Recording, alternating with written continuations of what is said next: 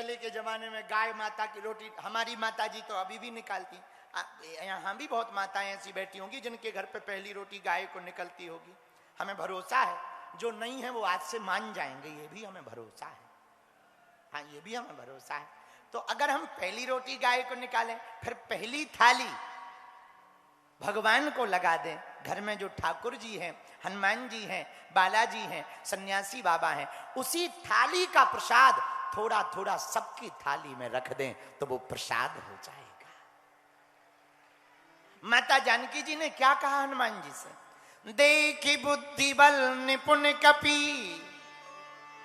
कहो जानकी जाओ, रघुपति चरण हृदय धरी, तात मधुर फल। राम जी के चरण हृदय में रखो। हनुमान जी ने जब लंका में प्रवेश किया था तब क्या किया था? प्रवस नगर की जय सब हृदय राखी कौन।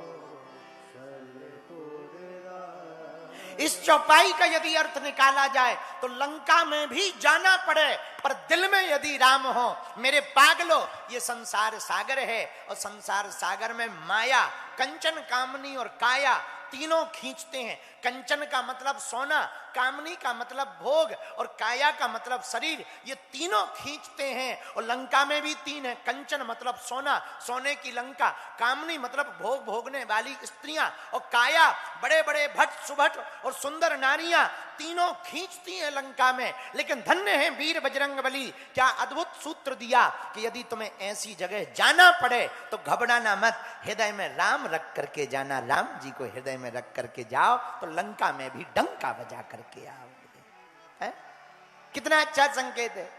अच्छा, विचित्र बात देखो, हम लोग लंका में नहीं है, भारत में है, फिर भी राम राम नहीं जप पा रहे। और विभीषण लंका में था फिर भी राम का भजन कर पा रहा था। बोलो सीताराम। तो रघुपति चरण हृदय धर, तात मधुर फल खाओ। राम जी के चरण हृदय में रखकर फल खाओ। बोलो सीताराम। इस पे एक बात और बोलें, कह दो, बोलो, कहो, सुनो। भगवान को सर्वस्व मानकर जो भी भगत जीवन जिएगा भैया, हम दावे के साथ कह सकते उसका कभी काम नहीं बिगड़ेगा।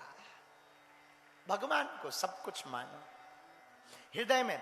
ये एक अच्छा सूत्र बनता यहां पर, जो माता जानकी जी ने कहा, वो सूत्र ये बनता, बाहर से संसारी रहो, अंदर से सन्यासी हो जाओ। हाँ, बाहर से संसारी रहो पर अंदर से सन्यासी हो जाओ। बाहर से संसार के रहो। किसी को हम कथा सुनाते, बोले गुरुजी अब तो हम बाबा बनेंगे। ना ना ना, ठटरी के भरे बाबा काहे को बने? बाबा मत बनो, एक काम करो, हाँ, बाहर से संसार के रहो, जगत के काम करो, जो कर रहे, दुकान मकान नौकरी सब करो, पर अंदर से भगवान के हो जाओ कि हम जो भी कर रहे भगवान के लिए कर रहे हैं। माता जानकी जी से हनुमान जी महाराज कह रहे हैं, सुनहु मातु मोहि अतिशय भूखा, लागी देख सुंदर फल रूप। हनुमान जी मां जानकी जी से बोले, मां हमें भूख लगी। अच्छा, सुंदर कांड में वर्णन है कि हनुमान जी को भूख नहीं लगी, भूखा लगा। क्या लगा? बोलो बोलो बोलो, भूखा। अच्छा, ये भूखा क्या है? भूख को बाप। हनुमान जी की एक आदत बहुत अच्छी है, हमारे बालाजी की। पूछो क्या? ये जो भी करते ना सब थोक में करते, फुटकर में नहीं, थोक में। इन्हें भूख नहीं लगती, भूखा लगता। थोक में क्या करते? जरा देखो, हनुमान जी थोक में करते। हनुमान जी महाराज से कहा कि जाओ खबर लेकर आओ जानकी माता की, ये सीधी लंका ही जलाए आए। इनसे कहा कि जाओ संजीवनी बूटी ले आओ, पर्वती लेके आ गए। वैद को ले आओ, मकान ही उठा के ले आए। हनुमान जी का काम थोक का है। तो गोस्वामी जी ने बड़ा अद्भुत शब्द प्रयोग किया, लागी दे सुनहु मात मोही अतिशय भूखा।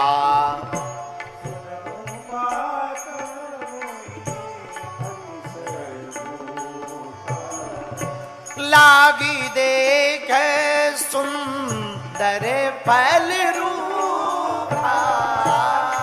लागी देख सुंदर फल रूखा। लागी देख सुंदर फल रूखा।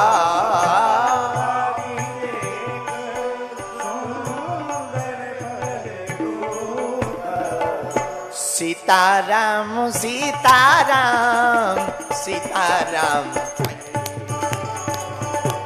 सीताराम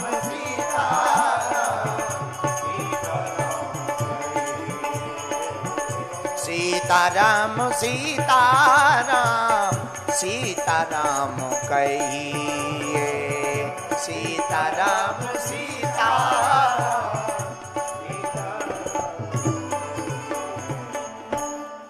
हमको भूख लगी तो माता जानकी जी ने कहा बेटा तुम्हें भूख क्यों लगी?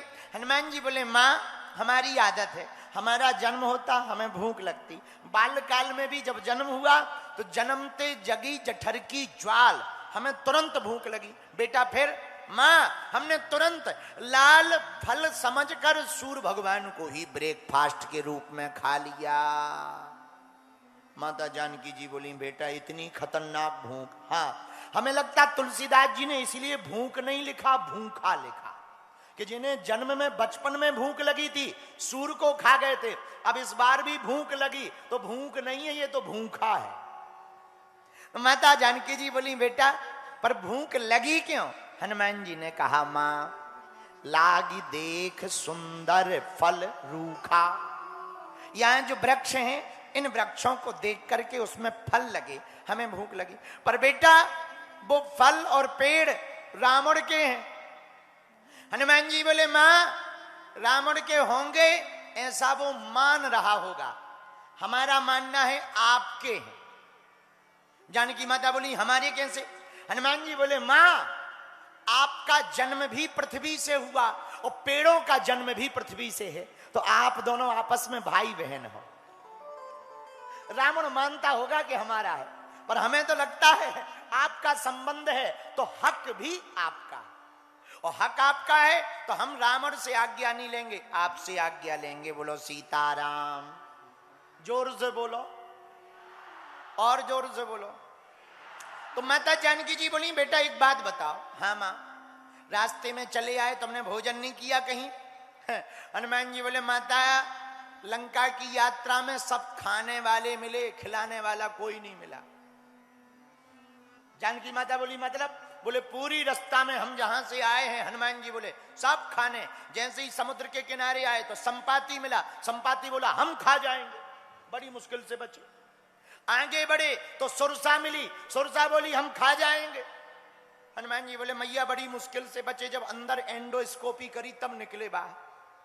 हाँ तो बड़ी मुश्किल से बचे। तो सुरसा भी खाने वाली, संपाति भी खाने वाला, सिंह का भी खाने वाली मिली, लंकनी भी खाने वाली मिली, सब जितने मिले खाने वाले मिले। अच्छा लंका का अर्थ ही यही है, जहां सब खाने वाले हों समझ जाना लंका है। हाँ सब खाने वाले हो समझ जाना लंका है, और जहां कोई खिलाने वाला हो समझ जाना यही अयोध्या है।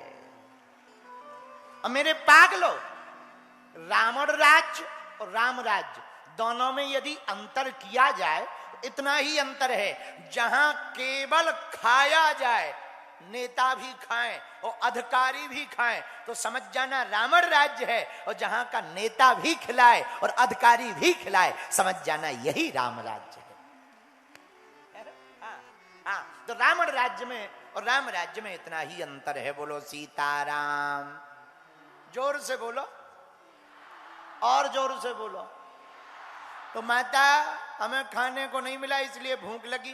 तो माता जानकी जी बोली एक दिक्कत और है। क्या?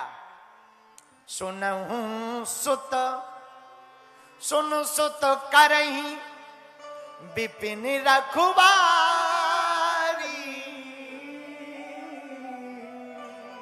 परम सुभट रजनी चर भाई।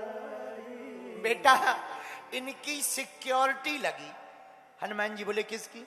पेड़ों की। पेड़ों की क्यों लगी? बोले यहां फलाहार पे रोक है, मतलब फल खाने पे रोक है। तो हनुमान जी हंस के बोले माता गजब है लंका, फलाहार पे रोक है, मांसाहार फ्री है। हाँ, गजब है लंका। और हमें लगता है रावण राज्य और राम राज्य का यदि भेद किया जाए तो यही भेद है, जहां पर मांसाहार के भोजन को बढ़ावा दिया जाए समझ जाना रावण राज्य है, जहां फलाहार को बढ़ावा दिया जाए समझ जाना राम राज्य है।